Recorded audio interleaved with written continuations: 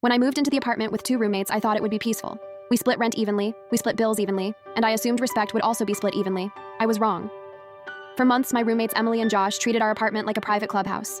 Their friends came and went at all hours. Their mess piled up everywhere, and I was basically invisible. But I kept quiet because I just wanted peace. Then one week, I started working extra long shifts, 14-hour days. I barely came home except to sleep. I cleaned up after myself. I bought groceries. I minded my business.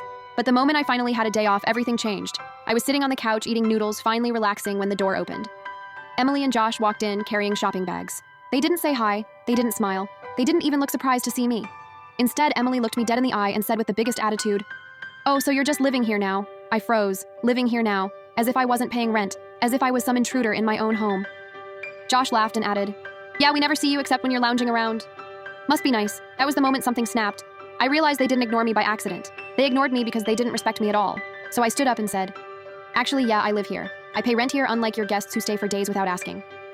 I pay for the Wi-Fi you keep giving your friends the password to. I pay for the groceries you 2 eat in the middle of the night. And I pay for the cleaning supplies you never use." Their faces dropped. They weren't expecting me to talk back. But I wasn't done. I walked to my room, grabbed the folder where I kept every receipt, utility bill, and rent slip, then placed it on the table.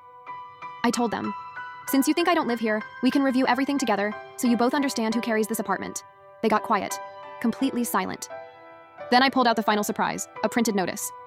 The landlord had emailed me earlier asking if I wanted to renew the lease alone since he was considering removing extra tenants because of noise complaints. Complaints that I never made. Complaints the neighbors made about Emily and Josh. I slid the paper across the table and said, "Since you think I don't live here, maybe you should know the landlord plans to keep me and remove the constant problem tenants." Emily looked like she wanted to melt into the floor. Josh kept stuttering, trying to explain everything, but it was too late. For the first time, they spoke to me respectfully. They apologized. They cleaned. They lowered their voices. They finally acted like people who actually lived there and not like they owned the place. And when the lease renewal came, I made my choice. I signed it alone. Now when I walk into my apartment, I don't get questioned. I get silence, peace, and an empty space where disrespect used to live.